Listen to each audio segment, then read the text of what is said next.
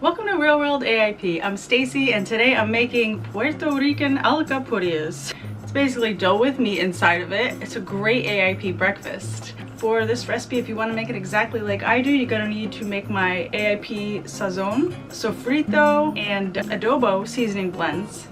And then you're also going to want to whip up some picadillo beef, but I'm going to give you substitutions for all those. And then we make the masa, that's the dough.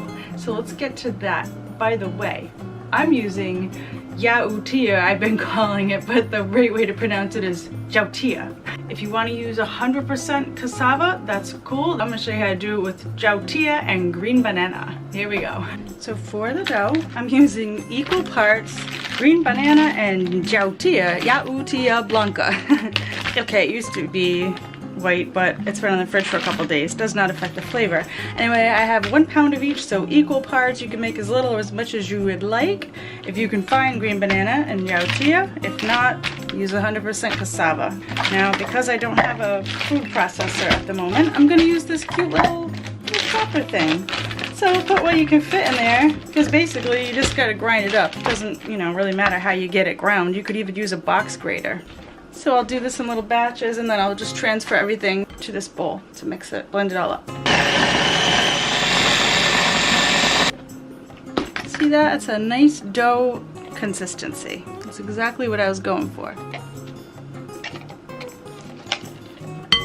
So then we're just gonna blend this all together. If you're using a food processor, then let the machine do this part for you.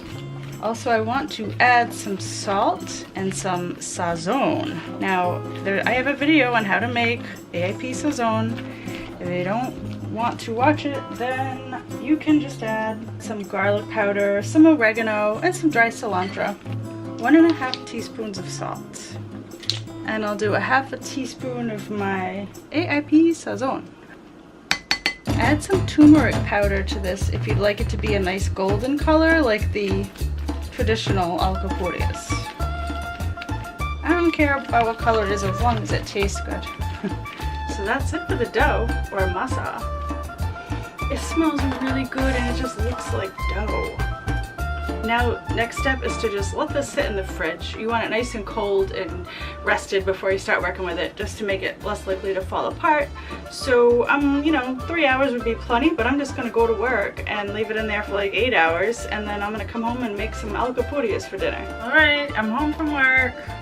The dough's been sitting, and I have a little jar of my picadillo beef. You can see where I make that here, or you can just scramble up some ground beef and throw in some green onions and garlic and oregano and throw in a bunch of cilantro. I mean, just kind of make it Latin American style. Or make the picadillo like I do.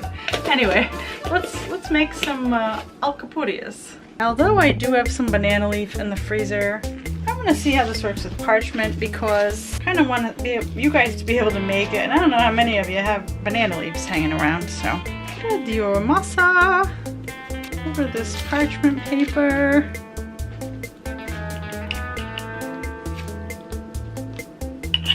If you overfill this, it's not going to work out, so FYI. Now the name of this game is to fold that over and kind of seal it up. So I'm going to use the parchment paper to help me with that.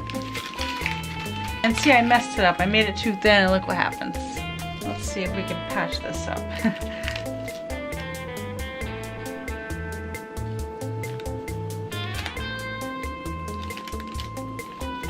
This isn't like the kind of dough that you roll out and make cookie cutter shapes with.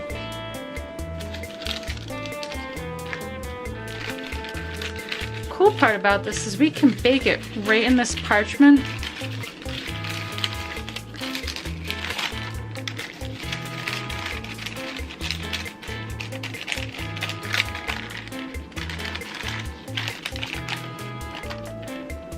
So Alcapurrias are shaped like this. What I was making just there looked like an empanada. Hey, that's not a bad idea. Empanada, calzone, sure. Oh, perfect, look! If you were to deep fry this, whoo! Carry on till you have all your Alcapurrias prepared.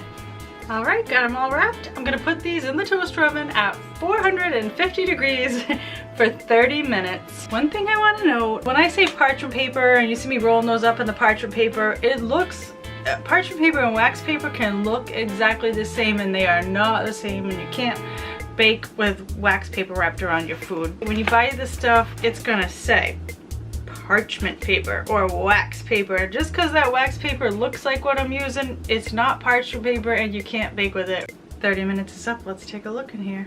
I let this cool for just a second. I'm just gonna cut in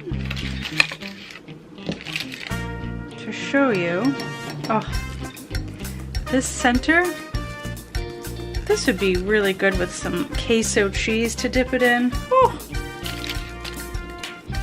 it's nice and firm. This holds together. This is finger food. This is your on-the-go, grab-and-go breakfast.